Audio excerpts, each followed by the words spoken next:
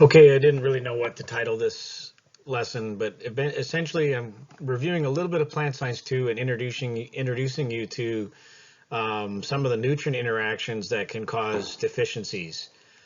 So let's start with some of the basics. When you're assessing a potential problem with a crop, you have to consider a few things about what's going on. First, and this applies across the board with disease, insects, but with especially when you're looking at sort of maybe fungal versus nutrient problems. Is the problem occurring in a few hot spots or is it the entire crop? And it seems logical when I say that, but oftentimes people send me a picture, say, what's wrong with this plant?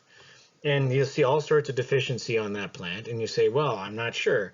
What does the rest of your crop look? Oh, the rest of it looks good. Well, in that case, we have a situation where a particular plant has problems with its roots and it's not able to take up nutrients properly. So probably has some sort of root-based fungal problem. Or it's a genetic mutant, or something's wrong with irrigation. It's pouring through the soil in that one pot and leaching everything out. But if it's the entire crop, then we can start looking at things like, okay, there may be a problem with the nutritional program here.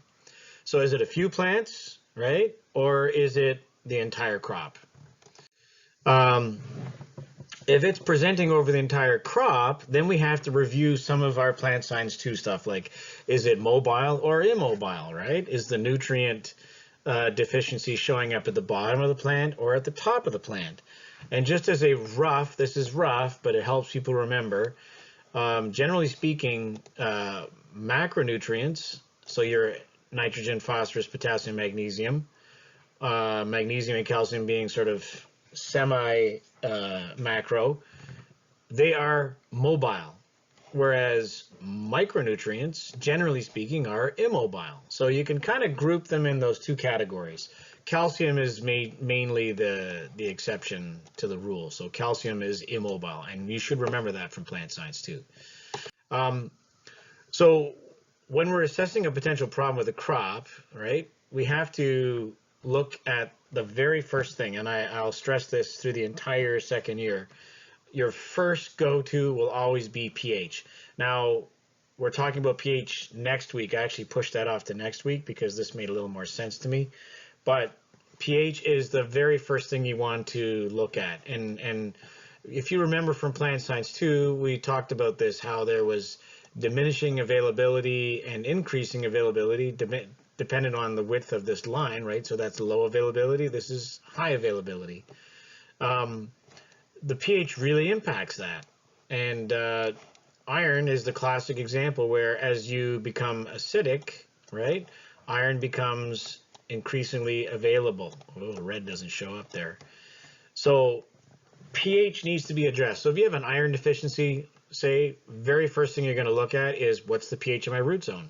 And if the pH isn't right, don't change your nutrition program, fix the pH. Otherwise, you'll end up with toxicity because suddenly you've added more iron and then you fix your pH later and then boom, way too much iron. So the idea being that toxicity is an oversupply or over availability of a nutrient. And again, iron and manganese are the two that I have run into the most common with plants. So these two. Oftentimes growers will add more micronutrient mix trying to solve this, and they haven't addressed the pH. And then when they finally figure it out, they address the pH, but they forgot that they had already bumped up the micronutrients, and then they start seeing toxicities. And toxicities are difficult to diagnose by looking at leaves, but generally they're just burn spots all over the place. Again, I wanted to emphasize the difference between soil and hydroponics. In fact, this whole problem of pH and availability is exacerbated by hydroponics. If you look on this side, it's actually a lot worse.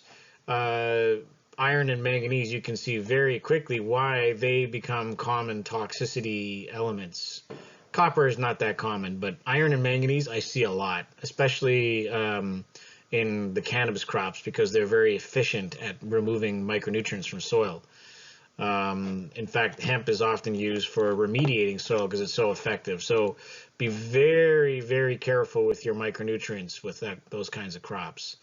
On the top, I have some pictures to try to help you identify what toxicities look like. So this is the same for both iron and manganese. So again, you're going to have to do an analysis with a lab sample to determine which one it is, or just deal with the pH issue and reduce your micronutrient inputs.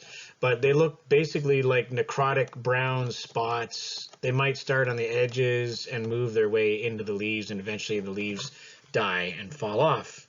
So if you see a lot of splotchy burns on your plants, you may want to consider checking the pH and addressing your micronutrient situation. So in the case of excess availability, that means your pH is too low, right? So you've drifted down below 5, pH 5. And if you say, well, I checked my pH, it's good, and I still have this problem, maybe you should calibrate your pH meter and make sure that it is what it's saying. I've seen that happen as well. So again, just zooming in on there so you can see that iron and manganese, they become much wider, indicating much higher availability at low pH. So you're going to see iron toxicities before manganese, but they will both show up. So sometimes less is more. This is what's called the Mulder's chart. It's a very confusing chart. There's arrows going in all directions. But what it's trying to demonstrate is, this was done quite a few years ago, where they oversupplied each individual nutrient and watched to see how it impacted the absorption or lack of absorption of other nutrients. So red lines are what we call an antagonism, which means they interfere and reduce the absorption. And synergism means that it enhances the absorption of a particular nutrient. There's not a lot of those scenarios out there. It's mostly antagonism. But a lot of these lines, the outcomes are very subtle.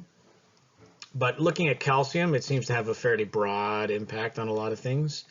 But rather than decipher every single line and try to, deduce something for your crops, let's look at potassium, because this is probably one of the most common, especially since people like to oversupply potassium because they think that it's beneficial, right? Be careful with that. If you oversupply potassium, it actually reduces the availability of, look at this, nitrogen, phosphorus, boron, magnesium, calcium. Potassium, when oversupplied, causes a lot of problems. So, by now you get the sense that, okay, Derek's not a big fan of this oversupplying of potassium that we see with some companies pushing on people growing their plants. Just be careful with that. That's all I'm trying to say. What potassium will do is enhance iron and manganese. So you may even over-enhance your iron, end up with toxicity if you go crazy with your potassium. So if you're growing plants at home and you have a lot of problems, look at your potassium levels. Well, first look at your pH, and then look at your potassium. Make sure you're not oversupplying. This is a simplified, I call it a simplified version.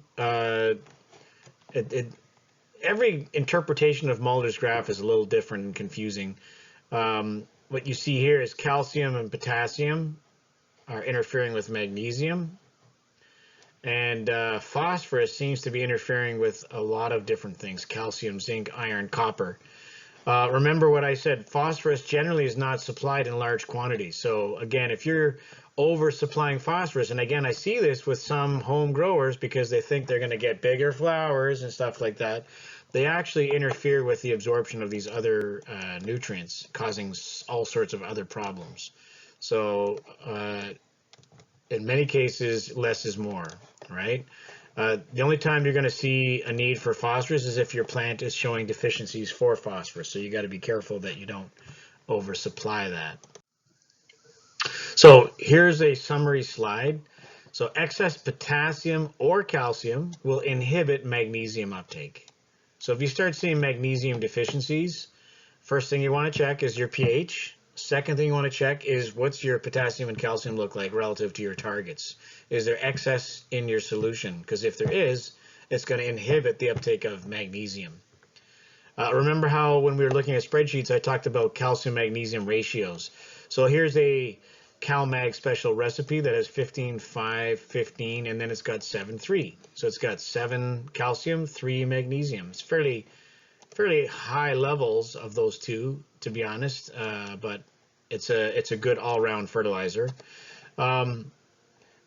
Always calcium is higher than magnesium, but we want to make sure we're not outside this realm. If it gets, you know, too high with the calcium, then we end up not getting the absorption of magnesium.